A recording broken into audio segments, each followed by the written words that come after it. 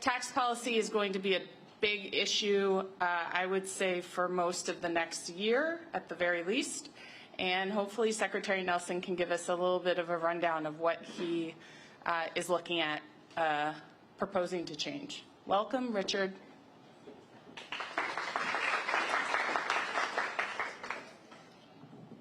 Thank you, Julie. Thank you for having me again. I'm back. I think last time I was here, I got to talk about tax policy. Now, maybe this time I can actually do something about it. That's the only difference, right? I'm Richard Nelson, so I am a recovering legislator, failed gubernatorial candidate, and current Secretary of Revenue.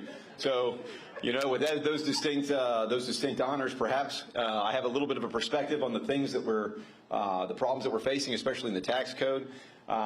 You know, ran for governor and in the legislature. I spent a lot of time digging into it and looking into it. It's a very, very complex, very complicated problem. I also have a background in that my father actually was an IRS agent. And so some of you might know that's where I get my love of the income taxes is from my dad. But, you know, I think that at the end of the day, you know, I like to talk about tax policy. You know, it's not something that most people really care a lot about, but it really is fundamental to the structure of government. That's what pays for everything. My kids ask me, they're like, Dad, you know, what's the most important job? And I was like, well, I don't know if I'm that important, but I can tell you that if the Department of Revenue doesn't exist, neither do any of the other guys. So, I mean, that's the reality. And I think that when you try and look and see, you know, why is Louisiana where it is, which is one of those questions that you get all the time in any political campaign or just honestly any kitchen table conversation, you know, how can we read these articles all the time that say Louisiana's, you know, we're at the bottom of this list and we're at the bottom of that list? Well, there are significant differences between us and Texas, but there's not that many. And when you look at where they are, you know, what are things that are actually in our control, I'll tell you tax policy is one of the things where we differ the most from our neighboring states. And it's also the thing that's really the most in our control, right? We can't control hurricanes. We can't control geography. We can't control history. That is what it is. But tax policy are really words on paper that we put on ourselves. And so that's why I think when we're trying to solve these problems for Louisiana, we're trying to figure out how do we get from the bottom of these lists to the top. I think tax policy is a great place to look. I said this repeatedly in the legislature and in, you know, obviously in my campaign, and I was thankful for Governor Landry for, you know, trusting me with this position to try and move this forward. So one of the things we like to talk about is, you know, kind of how do we get here? That's normally, you know, another question that comes up is like, well, you know, is this a new thing? Has this been going on for a while? Well, you know, I trace a lot of our problems back to Huey Long back in the 30s. A lot of the taxes and the structure that we have now was really built then. The corporate franchise tax was established, I think, 1934. The personal income tax, the corporate income tax right after that. And so along with this culture of creating, you know, we create these taxes and then we continuously dole out exemptions, exclusions, credits, incentives. That's kind of been baked in the pie in Louisiana for almost 100 years. And so that system was really built on oil and gas. And I mean, that's a significant contributor to why we are where we are, is that, you know, in 1982, oil and gas revenues made up 42% of our state budget in 1982. That wasn't that long ago. That's actually a little before I was born. I was actually born in 1986. I don't know, that makes me 38 now. I usually have to lead with that because people ask me how old I am. But so yeah, 1982, oil and gas revenues made up 42% of the state budget. Today it makes up about 4%. And so really what's happened is we built this system to run on oil and gas, and we don't have that anymore. We don't have those revenues. A lot of that has moved offshore, and we're just not getting the amount of money that we used to get from it. And as a result of that, we've been struggling as a state to figure out how are we going to fund government and how are we going to fund the essential functions of government without that, you know, significant stool to stand on. And so obviously we've had a slew of tax changes in the last, you know, 20 years or so. We had the Stelly plan that passed, I think in 2003, it was passed by the voters. And what that did is said we're going to exempt food for home consumption, residential utilities, and prescription drugs from the state sales tax base. And as a result of that, we're going to increase our income taxes, right? Subsequent to that, they went back, and this was before my time, but the legislature went and collapsed those tax brackets again to basically reduce the taxes that the income tax brings in. And then when Bobby Jindal was governor, they did a significant change, and as a result of that, we had somewhat of a persistent budget deficit that was never really made up. So, and then when Governor Edwards took over, basically we went from, you know, having a sales tax at this level, we had higher income taxes, we lowered those income taxes, and then to make up the difference, we went back and raised the sales tax rates. And that's where we are right now, is we have these essentially elevated sales tax rates to compensate for the fact that we established these constitutional exemptions a long time ago. And those temporary taxes were passed, I think, 7 years ago or so.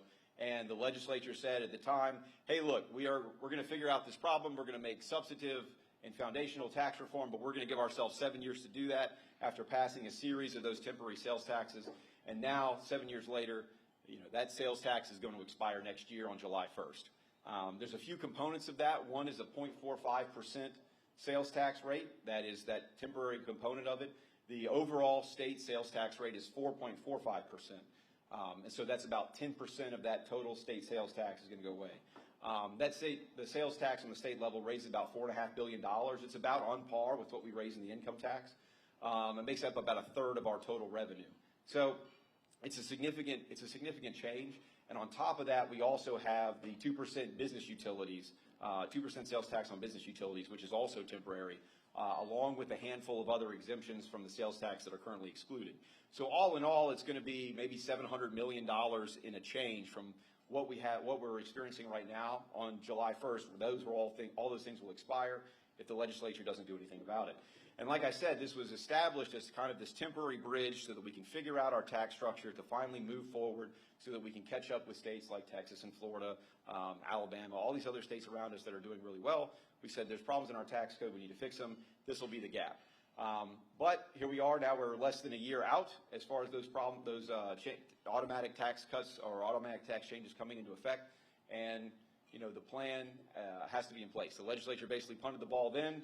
They continued to punt the ball through the last 7 years. And so now this current legislature and Governor Landry and our administration are going to have to solve this problem. I lay it out basically as we have three options, right? So we could let the 0.45 expire. And if we do that, we will continue to have a basically bottom-ranked tax environment. Currently, the Tax Foundation ranks Louisiana as far as business climate at about 40. From what we've talked in talking to them, they say we're going to fall actually further to probably 41 or 42 because these other states around us are continuing to improve their tax structure. And so we're going to continue if we renew the 0.4 or let the 0.45 expire. Sorry, if we let the 0.45 expire, we'll have slightly lower sales tax rates. And we're going to continue to have a bottom-ranked tax system. It doesn't fix the fundamental problems that exist here. It's just going to have a slightly lower rate. Most people probably won't notice all that much, but you will have a somewhat, some budget deficit will come up as a result of that. It's been the realm of a couple $100 million is what it looks like from where we stand right now. When the executive budget was presented I think in January or February, it was projected at $580 million. I think that budget deficit is going to come down a little bit, but at the end of the day, it's going to be a couple $100 million that's going to have to come from somewhere in the budget, right? So we let that expire. That's what happens. We're still going to have a bottom-ranked tax environment. We're just going to have a few $100 million less in revenue, and we really don't fix the structural problems. The other thing we could do, and obviously it's been discussed, is to just vote to renew those temporary taxes, kick the can down the road further, like they did in the previous legislatures. At the same time, what happens if we do that? Well, it eliminates the budget hole that we're facing. That's true. At the same time, it still keeps us in the position of having one of the bottom-ranked tax environments in the country, and doesn't really solve our fundamental problems. Now, and I think when you're looking at, well, what is our overall problem, I like to point out that Louisiana has lost almost 80,000 people just in the last couple of years. It's like the entire population of Lake Charles has just disappeared, right? I think when you spread it out over the whole state, it doesn't seem like that much, but when you think about it as if the whole city of Lake Charles disappeared tomorrow, we would all think, well, this is a problem, we need to do something different. And I think that, putting that decision off is not going to help anybody. And so these are the things that we can control with a tax policy. We have to look at it as, well, maybe we need some fundamental changes in order to make these things better. And so then I offer the third option. We can either, instead of, letting them expire and having slightly reduced revenue, voting to renew it, which is going to take a 2/3 vote of the legislature that I personally don't know is going to exist, that you're going to be able to get a 2/3 vote in both houses of the legislature to approve that tax renewal. I say the third option is fundamental tax reform. And perhaps it's difficult because we've been 100 years essentially without fundamental tax reform. But if you want to look at how do you solve these structural problems, how do you get businesses and people to stay here, how do you reverse this out-migration trend, I would say this is probably the most important thing that we can do. And so we've had a few meetings with the legislature. We've had discussions with legislative leadership on what does tax reform really look like in Louisiana. And it's a very complicated problem. This isn't easy. Like I said, the system that we have has been built up over time with a plethora of Band-Aids put on these problems as opposed to any kind of real structural reform. We've had a few committee meetings where we've actually discussed this openly with the legislature on, hey, look, this is the direction we need to go. But at the end of the day, I like to point out, these aren't really all of our ideas. We've had multiple studies done over the last couple decades that have all kind of reached the same conclusions. They say, well, we have this tax code that is riddled with a bunch of exemptions, exclusions, credits, and incentives that narrows the base of the tax, and as a result, we have higher rates. And so that exists on a couple different levels, both in the sales tax, where we have about 232 exemptions to the state sales tax. It's a pretty voluminous amount. If you've ever filled out, if you're a business, you've ever filled out the state sales tax return or the local sales tax return, which is actually separate, you have this huge list of all the things that are exempt, and you have to go through this.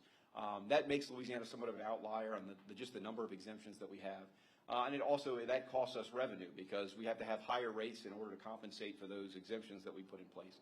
On the corporate side as well, we have one of the highest corporate income tax rates in the country, definitely the highest in the South. 7.5% is our top corporate rate. If you go, the closest state with a higher rate than us is Illinois. And I like to point out it's even higher than the state of New York. So when you have an income tax that's even higher than the state of New York, it's not really a great distinction in attracting business. And so I think when you're looking at, well, why are all these corporations moving to Texas or Florida or Tennessee or one of these other states? They can do math. They have accountants, and that's one of the key drivers for them. We also have a franchise tax, which is relatively uncompetitive. We're one of the only states that we have both a corporate income, a corporate franchise, and an inventory tax. And these are things that the franchise tax is actually a tax on capital. It's almost a wealth tax on corporations. So any highly capitalized corporation doesn't want to move to Louisiana and then have to pay more money just to locate here. Totally disconnected from how much money they actually make. It's just based on basically their value. And so this has been one that the legislature has tried to tackle multiple times over the past couple of years of how do we phase it out? How do we move away from using this franchise tax? It's relatively old. Like I said, it was established actually one of the first statewide taxes that Huey Long established in 1934. Most states have gotten rid of it. Mississippi's in the process of phasing theirs out. Many of them have it, even the states that have it capped. But Louisiana's is uncapped and one of the highest rates in the country. So that's a really big barrier for businesses moving to Louisiana. One of the other ones is the inventory tax. We actually tax inventory that businesses are holding, right? So just sitting on their shelves, they have to pay tax on it. I would say we probably have the most uncompetitive inventory tax regime in the country, in that we don't provide any kind of exemption for things that are manufactured here and are shipped out. And that is a local tax. And so the locals rely on that to about the tune of about $525 million a year. So it is a significant source of revenue for them. At the same time, it makes it very uncompetitive as far as, people ask me all the time, well, how come there's no car manufacturers? How come there's none of these other big manufacturers in Louisiana when we see them all moving to Texas, moving to Mississippi, moving to Alabama, moving to Tennessee? And the inventory tax is a key driver in that. It disproportionately affects the state because mostly it's collected along the river parishes where you have big chemical manufacturing facilities that pay a lot of inventory tax to those local governments. But if you have someplace like North Louisiana, you don't have that natural advantage of being on the Mississippi River. So you have a situation where it makes a lot of the state very uncompetitive for other businesses, and on the river they just end up paying more. The state has also established a tax credit where we actually give about $284 million a year back to the businesses that pay the tax. And so it ends up kind of being a shell game where the business pays the locals and then the state reimburses the business via this inventory tax credit. It's just kind of a strange situation where you have this kind of shell game that the state has set up with the business. And that happened as a Band-Aid because they said, well, we don't want to address the tax. We don't know how to fix it. So let's just create a credit for it and we'll let them claim it. And a lot of that inventory tax credit gets claimed against the franchise tax. And so you end up with a system where we have basically two very uncompetitive taxes that we use just to offset each other. So I would say somewhat that Louisiana, if you were trying to design an uncompetitive tax system, we pretty much nailed it. We've got it set up so that most businesses, if you don't have a natural reason to be here, the tax code severely disincentivizes your locating here. We also have a variety of other corporate incentives. Instead instead of having just a low rate in the corporate world, we do kind of the same thing where you got to get some kind of incentive program, you got to get some kind of special treatment in order to have a competitive tax code. At the end of the day, though, our effective rate is actually relatively competitive. So once you filter through, once you clip all the coupons, our effective rate in Louisiana is, I think, ranked 15th in the country, which is not that bad and relatively competitive even in the South. But you have to go through a lot of trouble to get there, which most companies don't want to do. And then when you have all these special carve-outs, you have to fit in those categories in order to qualify for that lower effective rate. And so, in general, the way that we look at tax reform and the way that almost every study and every economist that has ever looked at Louisiana's system, the way that we've looked at it is to say, well, how do we broaden the base of each one of these taxes, and how do we lower the number of exemptions, incentives, and carve-outs in order to have low competitive rates? And that is really the focus of our tax reform pieces, is to say, let's look at the sales tax. Let's see how we can reduce some of these exemptions, some of these 232 exemptions, lower that, broaden the base of the tax, try and lower the rate of sales tax, which is the highest in the country. The second highest rate is actually Tennessee, who has no income tax, and so they have the second highest sales tax rate. So lower that sales tax rate some. Also use some of that money to buy down the personal income tax rate. We would like to have a flat personal income tax rate and with a higher standard deduction. And I think that would make this more competitive as far as the South and where you see people are moving, where states like Arkansas and Mississippi, of course Texas and Florida and Tennessee have no income tax, but that's not really doable, I think, in a single term, but I think that's something that we can look at as a long-term goal. But I think using some of that sales tax revenue to buy down the personal income tax rate is a good use that would give everybody in the state a personal income tax rate cut or personal income tax cut. Some of the things that we have to do in the sales tax in order to get there, I think that the digital goods is something that has kind of been an emerging problem across the country. We haven't had a good solution. There's not really any state that has a good solution. When you used to go to the store and buy, Microsoft Office, or you used to go to Blockbuster and rent a movie, it used to be all those things were subject to sales tax. Now, because of how we define our sales tax, what items are subject to it, we don't really have a good definition. So, a lot of the things, your Netflix streaming or your Hulu streaming and all those other things where you're really replacing what used to be a tangible good that you would go pick up from the store. Now those things are not really taxed. And so I think around the country, this is something that that states are trying to figure out of how do you solve this problem.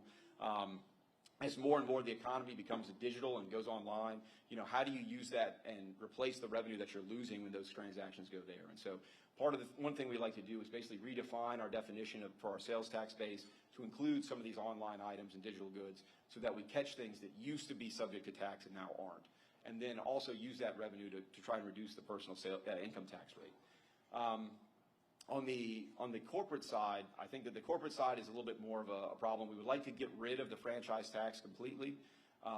That's been proposed already. There's actually a trigger in place right now that was put in place by the legislature, I think, in 2021, that if all these conditions are hit, then the corporate franchise tax could go away on its own. But we would like to make that a certainty that the corporate franchise tax goes away. It would make us much more competitive. And then, try and balance that by doing some other offsets with credits and some of the other corporate exemptions, and also try to lower that corporate rate. Like I said, the corporate rate of 7.5% is very, very high. It's really a disincentive for doing business in Louisiana. And so we kind of look at those somewhat as, somewhat of a silo, is looking at the corporate rates and the personal income tax rates. And the corporate rate is somewhat isolated from the personal side because only about $600 million of the corporate tax collections actually go into the general fund. So anything above that $600 million level doesn't. And so trying to deal with the corporate side is really just a revenue neutral game of trying to reduce the amount and reduce some of these carve-outs and incentives and credits in order to reduce that rate so you really level the playing field going forward. And then finally, the inventory tax. Like I said, the inventory tax is a very uncompetitive tax, especially if you're from somewhere like North Louisiana that doesn't have any kind of natural advantage on the river or anything like that. When you're looking at a spot in Texas or Mississippi or in Arkansas and you're competing against those places for some of these larger manufacturing facilities, it's much harder when you have that inventory tax in place. But because you don't have a large inventory tax base, it also is not it's not really supporting that much local revenue. And so what we would like to do is create an option so that the locals, if they wanted to, for economic development reasons, can actually opt out, which is currently cannot do. They don't have that option. The Constitution actually restricts the property tax exemption, so it has to be in the Constitution in order to have that property tax exemption. So we would like to add or include that as part of a change, is to let locals actually opt out of charging the inventory tax. And that way you could have state or have parishes that if they want to keep it, they can keep it. And if they want to get out, then for economic development reasons to make their parish more competitive for some of these bigger projects, they can do that. And so that is one of the things we'd like to do. I think that would make the state significantly more competitive. And, like I said, these are things that are not all my idea. They're not even recent. We have study after study and years of, special committees and commissions that have looked at these problems, and they generally arrive on the same answer of how do we broaden these bases, how do we lower the rates, how do we make it so that Louisiana looks more like these other states that we can tell are growing, and how do we reverse these problems? And, like I said, at the end of the day, tax policy is something that's all in our control. When we're looking at what are the problems, how do we stand out, how do we differ from these other states, tax policy is one of the biggest things that jumps out, and it's really one of those things that we can, essentially with a swipe of a pen, we can change it. At the same time, the difficulty with tax policy is it touches everybody. All these things I'm talking about, there's not a single person in the state that won't be impacted some. I think that you can make it so that on net, everybody wins. At the end of the day, too, is that we're trying to balance it out so that nobody is a significant winner and nobody's a significant loser. We want to have it so that everybody, wins in some areas and loses in some other. That way, on balance, the state can just be more competitive without significantly shifting the tax burden around. And I think if we're going to be successful, I think this is an opportunity for us to do it because we have the opportunity where there's a 0.45 rolling off. We have these tax changes that are going to be forced upon us anyway. And so we might as well take this opportunity as an initiative to go and make these changes so that we can, make the state more competitive and fix some of these fiscal problems that we're facing immediately so that, in the next 10 years, all of our kids don't have to say, well, I'm moving to Texas because I found a job or I'm moving somewhere else. And I think that is very much possible. We've talked to the legislature and, we actually had a few special committee meetings to discuss this. I've said that I think it's better to address this problem sooner rather than later.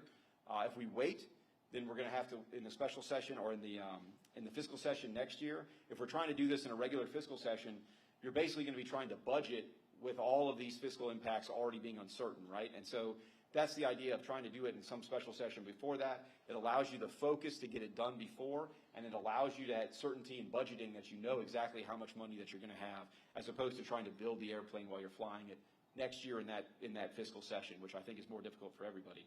Because, like as I said, the temporary taxes will expire on July 1st of next year, and if we don't have it set up or we don't have it fixed, we would have to, if all the tax problems are not fixed in that session, we would have to come back in a special session after that to try and adjust it, or you have to have some special session to do the appropriation if we don't have it done in time. So my preference, and I've expressed this to the legislatures, to get this done before we actually go into the regular fiscal session, because I think it gives us more flexibility and it gives us the ability to focus on the actual problem. But so right now it seems like having an August special session in time for the November election is off the table. But I think we still have obviously a couple months before the fiscal session starts next year, and so hopefully we'll be able to address it in that time period in between. With that, I'm happy to answer any questions. That's the earliest you think you're going to be able to do this next year? So, no, I mean, to some extent, it's up to the legislature on where they want to, when they want to come in. The question was, is next fiscal session the earliest that we can do this?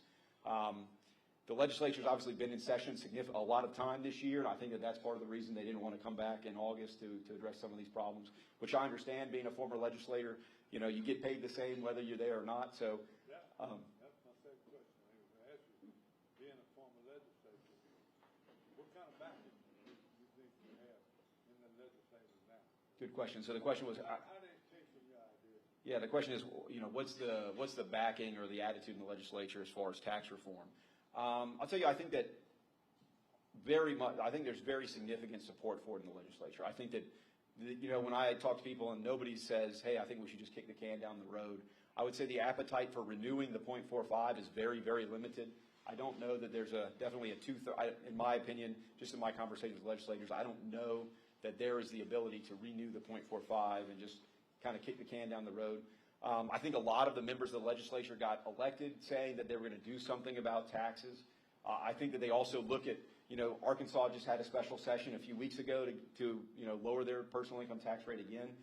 Mississippi is in the process of phasing out their personal income tax. So I think everybody kind of has this appetite, and there's movements across the country in order to, do these bigger tax changes. So I think the legislature feels that, and I think they feel pressure that they need to do something and not just kick the can down the road like everybody else has up until now. Yes, ma'am. With AARP Louisiana. Secretary Nelson, we're just concerned about, or our question is, the outcome of your tax reform plan will result in less revenue from the state, or will it be revenue neutral? And our concern is that if there is less revenue for the state, it can mean cuts or reductions to vital services that impact our seniors. Sure. When you say whether it's revenue neutral or not, can you say whether it's revenue neutral with the 0.54 in or after? 4.5, yeah. 4.5. Sure, there's a couple of definitions of revenue neutral, right? So, the way that I've been planning and presenting it to the legislature is basically a zero deficit. It's to say this is a plan that will generate a zero deficit for everybody. Now, to the extent the legislature wants to say, and I think some of the conversations I had with them is they want to show a revenue loss, which will come out of the agency budgets, I think is generally my conversations with them. And so it's going to be up to the legislature on what level of revenue loss they want to see. But I'm structuring it all to say basically if you want no deficit, this is what it's going to be. And that's also a fluctuating number because at the end of the day, what we said it was in February is I don't think what that projection is going to be now. And so it's going to be up to the legislature on how much revenue they want to cut. I tell them I'm not the spending guy, I'm the revenue guy, so I can give you whatever amount of revenue that you want. Just tell me what that is. But in general, my concept is to say this is going to be basically a deficit neutral position, and then from there we can say, well, if you want to reduce the amount, then tell me how many hundreds of millions or whatever dollars you want to go down, and I think that the question for them is going to be where's that money going to come from. But I think that there is some desire in the legislature to see some level of reduction in the agency budgets in order to absorb some of those tax cuts. That's my opinion. Yes. Okay, so like I was trying, can you just clarify, because I think there's a lot of confusion. When you are talking about presenting revenue neutral, are you talking about with the 0.45 in, or revenue neutral from when the 0.45 comes up? And I have a second question. Yes, it's revenue neutral with the 0.45, but not necessarily replacing all the 0.45 revenue because there is a surplus that's built in that we've had recurring with the 0.45 there, right? And so what we're doing is to say, well, what is the budget deficit or what is the projected deficit going to be and how can we do it below that? And so maintaining the 0.45 and the business utilities tax would actually create more revenue than the deficit, right? Because the last projection was $580 million. That was the budget projection before, or the deficit before, and then the total amount of tax though brought in by the 0.45 and the business utilities tax exceeds that amount, right? So there is surplus that's built into that cake, which we would use for tax reductions. My second question is, I think I really appreciate that you were throwing out like very specific ideas. Like sometimes we get people talking about tax reform, and it's like I want tax reform without telling us actually any idea of what they want to do. I think there's a little confusion. I know for myself, and frankly, I've talked to some legislators about whether every specific idea you throw out there is something that the governor also supports. So, for example, does he support expanding, the base of sales tax to digital services, what I like to think of as the Netflix kind of proposal? Does he support some of your plans for the inventory tax? I mean, some of these things still exist because there's a lot of powerful, like groups who don't really want to see them go away. So that's kind of my confusion. I think there's some disconnect about whether. You saying whether or not the governor and I are on the same page of this? Correct. So the governor and I have constant conversations about these. I mean, we meet regularly to discuss where we are. I meet with the legislature regularly. I meet with every different group. Every group that wants to talk to me, I go and sit down with them. And I'll tell you, this has been a very complicated process. I think we're probably on the the 16th iteration of tax reform that we continuously develop. And so, I would say that at the end of the day, the governor and I are going to be on the exact same page on what we're going to do. I think generally I would say right now we just have a general concept of where we're going. I think the general concept of expanding the base of the sales tax, reducing the personal income tax rate, and trying to, make these changes to the inventory tax to make it more competitive. The governor is on board, the governor's on board conceptually with all those things. I think the legislature as well is pretty much on board with those things. But the devil's in the details in the tax policy. That's the reality. I think the final package that we get together once we've talked to the legislature and all the different groups before we actually present a package of bills and a final product, that'll be something the governor is 100% behind because obviously I work for him. But I think that it's going to be something that's politically viable. That's the most important thing. If you don't, I can sit in my ivory tower and write tax policy all day long, but if it's not possible to get it passed, I think that's the problem that we've been in for a long time. So when you throw out a specific idea, we should assume that also the governor supports that idea? Yes, the specific things that we've said are things the governor supports. So obviously we haven't said exactly every element because honestly it's still up in the air with all the discussions that we're having.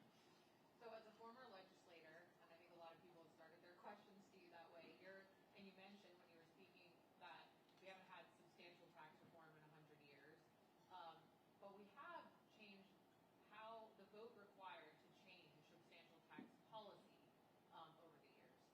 And I'm wondering, as part of your plan, do you see a move towards changing the vote required to either repeal a tax or to pass a new tax in the future?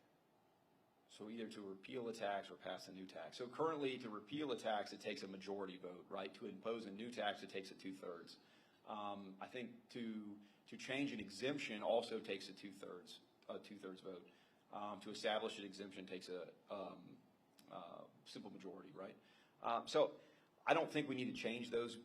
I don't know. I mean, like my issue is, and I'm open to suggestions on how we get away from, I would say, this Louisiana culture of creating all these special exemptions and credits and everything else, and instead look at the broader tax policy.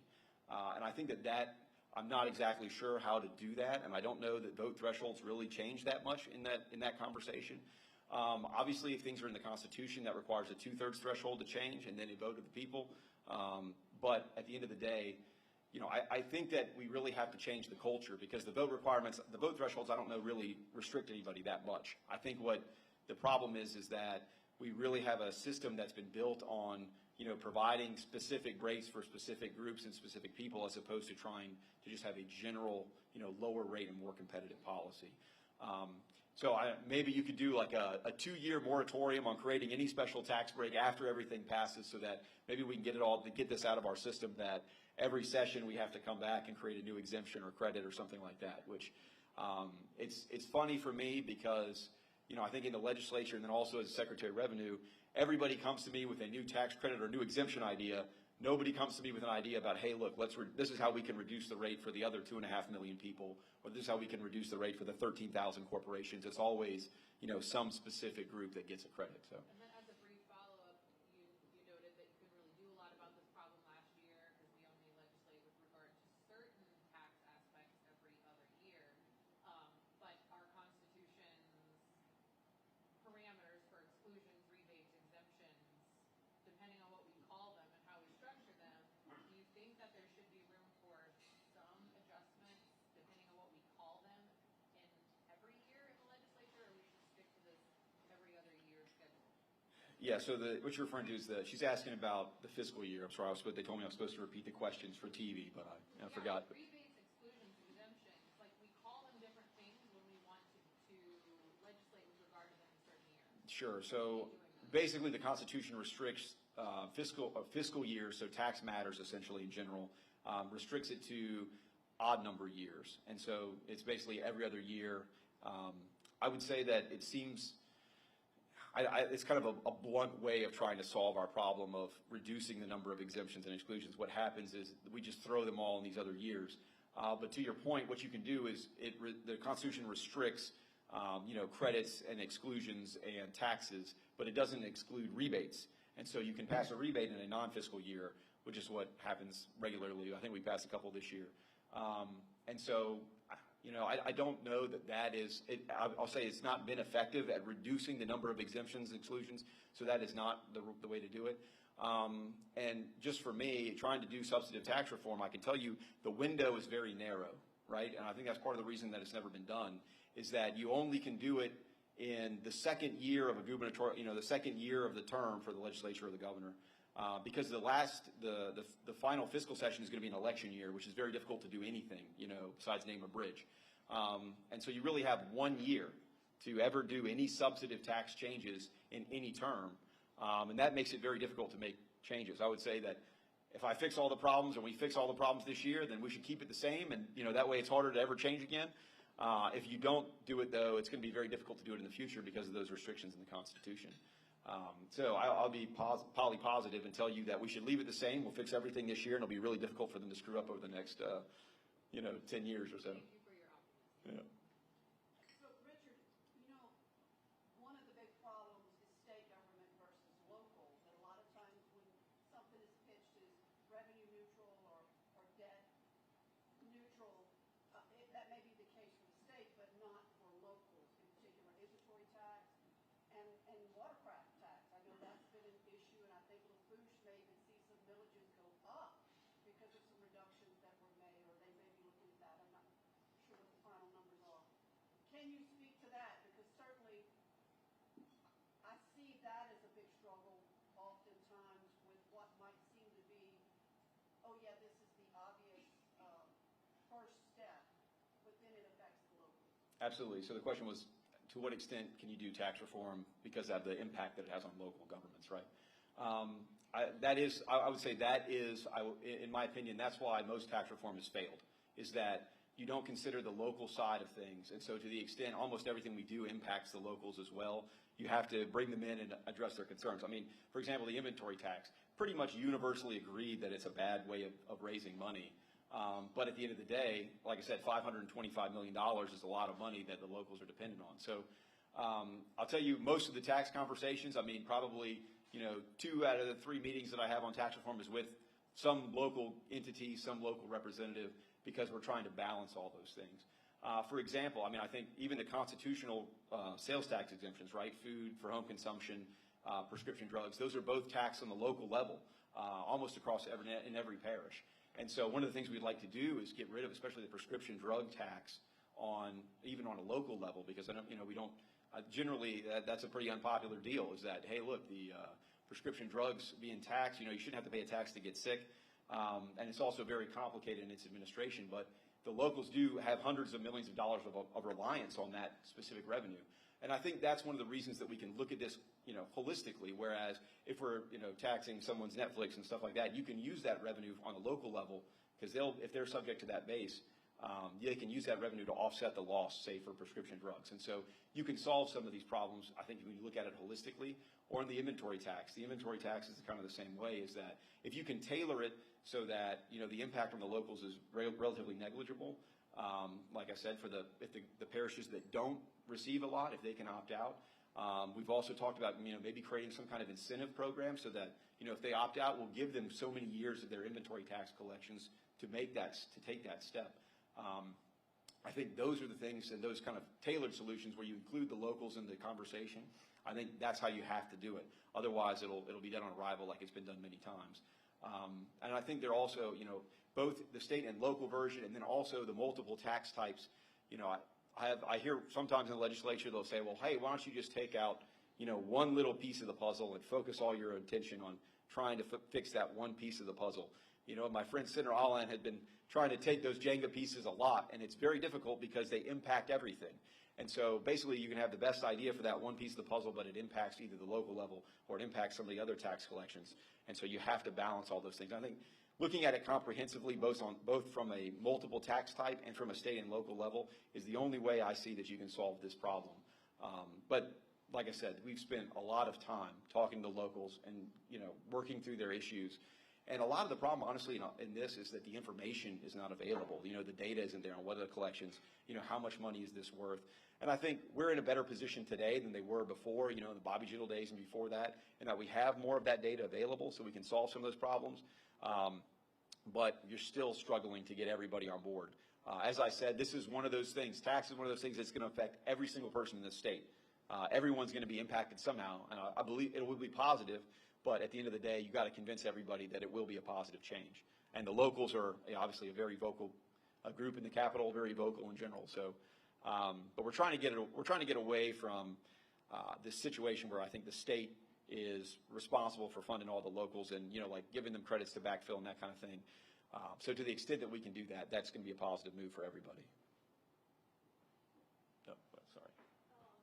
So the push this year was to hopefully put changes to the Constitution to voters this fall. That's not going to happen. So can you help me understand what is the drawback to putting those changes to voters in 2025? So there's no statewide election in 2025, so we would have to do a special election next year in order to do that. The next regularly scheduled statewide election will be the midterms in fall of 2026. So I mean, I think that it is on the table to do a special election. I mean, we could do a special election next year. The idea for us was turnout is going to be relatively low in a special election. Versus, say, a presidential election when you have the highest turnout ever. So to the extent you're trying to, implement relatively large changes as far as, completely changing the course of the state, we would rather have more people, involved in that decision. But it's not off the table to do it in a special election now that window somewhat is closed, right? But like I said, the next statewide election is going to be in, I think the fall of 2026 will be the midterms. And if you say you had some kind of tax changes in that, it would take in effect, basically January 1st of 2027. So you're really far down the road from right now. And I mean, I think that's the other side is just kind of this urgency that exists, I think, in the legislature and the governor to try and do something so that we start seeing these results. To some extent, this is a battleship. It's not going to turn around on a dime. And so once you can make all the changes in the world, and it's going to take a little while for businesses to recognize that, for people and individuals to see those changes, so that it starts influencing behavior. And so the sooner you get that done, the sooner you can actually change the course of the state. So then a follow-up to that, thinking about maybe a special session early 2025. So how do those pieces fit together? So the constitutional changes would have to go on the ballot before they get implemented. I think that some of the tax reform pieces we're talking about can be done statutorily. And so for the statutes, they can go into effect. For anything that changes in income tax, though, is probably not going to take place it's not going to take effect until January 1st of the next year with the new tax year. So you're kind of constrained when you're working inside of that calendar year to basically have those changes effect to start next year. And so depending on when the special session happened, you could have a special election either in usually March or the fall, or you could do it in March of the next year. But like I said, you're going to have to line up your tax years as far as any income tax changes. You can do it somewhat retroactively on income tax, but that's kind of messy because people are already incurring all their liabilities and everything, so it's difficult to do. So depending on that timeline, whenever you have the special session, you're going to have to look ahead of that to say, well, when would you have a special election to do any of those constitutional changes? But at the end of the day, you can also do some of these things can be accomplished statutorily, which could go into effect, without having to vote. One more question. What's coming up with the national election? What's coming up on the national election? And what about all of there right now? Every time you look in the paper, these environmental people, some of them got great ideas. They think business is getting too many votes for from it. And I don't do with tax. How's that going to fit in? And y'all trying to get this done, and you trying to bring more industry in. Yeah, so National politics might give them too many restrictions. So the question is, how does national politics play into it? So I think most people, maybe it was back in the day, I think everybody, thought of politics as local. I think now the national flavor really seeps into a lot of things. And to some extent, we are at the mercy of those national currents. I think I don't know if anybody looked at the stock market today, but it's not too pretty. And so to the extent those things are going on, that's got to be part of our discussion. And I mean, obviously, depending on who's president next year, that's going to have an impact on Louisiana. And I think people need to research that pretty thoroughly when they go vote. But at the end of the day, we're to some extent we are hostage to whatever the national trends are. at the end, but we do control our own tax policy. And I can tell you, regardless of who is president or regardless of what's going on in Washington, having the best tax policy in Louisiana is going to have the greatest benefit for the citizens of Louisiana. You're going to have to work with your environmentalists too. Yeah, I work with. I mean, I don't know if anybody said I turned down a meeting. I talk to everybody, but I think that it's you. I mean, I think you have to work with everybody. I mean, my opinion is everybody has a legitimate problem. I think we disagree on the solutions, but I think we got to figure out what's a way that we can get the best thing for the majority of people. So that's what I'm working toward. You have a question? Yeah, a couple of questions. One is, I mean, I can hear you as you describe all this. I think it seems like the big overriding goal here is to make the state more attractive to businesses. Am I reading that correctly? I would say and individuals. I mean, I think individuals have a lot more flexibility to move now than they ever have. We're talking about the federal government tax changes. So the Trump Tax Cuts and Jobs Act capped the state and local tax deduction, which basically meant that you used to be able to write off all the money that you paid to the federal government. You used to be able to write that off of all the money you paid to states in your income tax. You used to be able to write that off of your federal income taxes. And now that that's capped at $10,000, I think that's been a key driver of why people are leaving states like California, New York, and Illinois. Has been those high income tax rates are no longer subsidized by the federal government.